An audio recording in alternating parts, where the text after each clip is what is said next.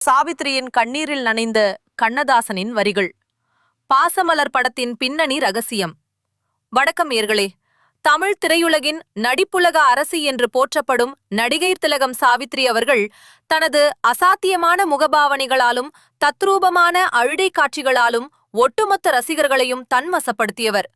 தமிழ் சினிமாவில் எத்தனையோ குடும்ப திரைப்படங்கள் வந்திருந்தாலும் அண்ணன் தங்கை பாசத்திற்கு இலக்கணமாக திகழும் ஒரே காவியம் இயக்குனர் பீம்சிங் இயக்கத்தில் நடிகர் திலகம் சிவாஜி கணேசன் மற்றும் நடிகை திலகம் சாவித்ரி நடிப்பில் வெளியான பாசமலர் திரைப்படம்தான்.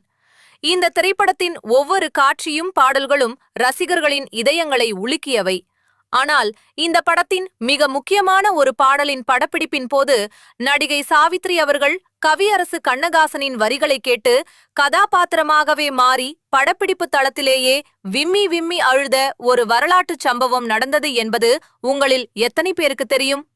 வாருங்கள், அந்த நெஞ்சை உருக்கும் ரகசியத்தை பற்றி இன்று நாம் மிக விரிவாக பார்ப்போம்.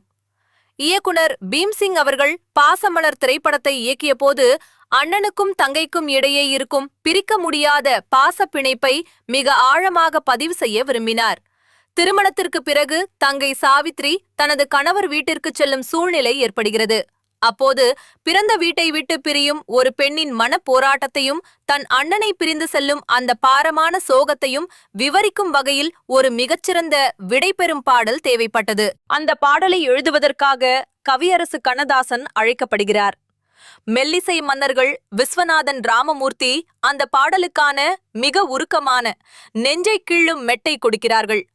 கவிஞர் கண்ணதாசன் தமிழ்நாட்டு பெண்களின் குடும்ப பாசத்தையும் திருமணத்திற்கு பிறகு ஒரு பெண் சந்திக்கும் மன மாற்றங்களையும் மனதில் வைத்து அந்த பாடலை எழுதத் தொடங்கினார். பிறந்த வீட்டின் நினைவுகளும் அண்ணனின் பாசமும் ஒரு பெண்ணின் வாழ்க்கையில் எவ்வளவு முக்கியம் என்பதை தன் பேனா முனையால் வரிகளாக செதுக்கினார். அப்படி அவர் அன்று இரவு முழுக்க அமர்ந்து கண்ணீரோடு எழுதிய ஒரு பாடல்தான் வாரா என் தோழி வாராயோ, மணப்பந்தல் காண வாராயோ என்ற உலக புகழ் பெற்ற பாடல். இந்த பாடலின் இடையில் வரும் அண்ணன் மனதை நீ அறிவாய், அவன் ஆசை பூவை நீ அறிவாய் என்ற வரிகள் அண்ணனின் தியாகத்தையும் பாசத்தையும் அப்படியே படம் பிடித்து காட்டியது.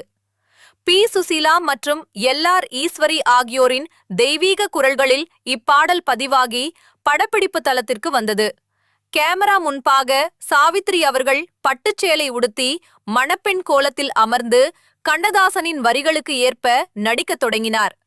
பின்னணியில் அந்த பாடல் ஒலிக்க ஒலிக்க சாவித்ரி அவர்கள் கதாபாத்திரமாகவே மாறிவிட்டார்.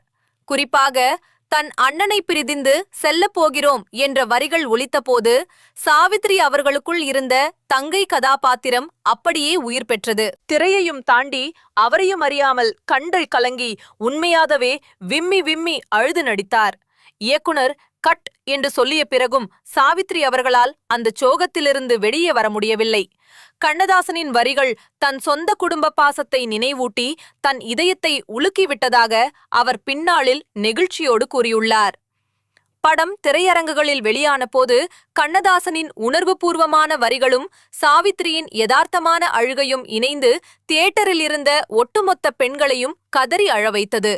இன்றும் தமிழ்நாட்டு திருமணங்களில் மணப்பெண் விடைபெறும்போது இப்பாடலுக்கு தனி இடமுண்டு. சாவித்ரி அவர்களின் அசாத்திய நடிப்புக்கு ஒரு புதிய உச்சத்தை கொடுத்த கவியரசு கண்ணதாசனின் இந்த அழியாத பாடலை பற்றிய சுவாரஸ்யமான பின்னணி கதை உங்களுக்கு பிடித்திருந்தால் இந்த வீடியோவை லைக் பண்ணுங்க. மேலும் பல சுவாரஸ்யமான தமிழ் சினிமா வரலாற்று செய்திகளை உடனுக்குடன் தெரிந்து கொள்ள நமது சேனலை சப்ஸ்கிரைப் பண்ணுங்க. நன்றி.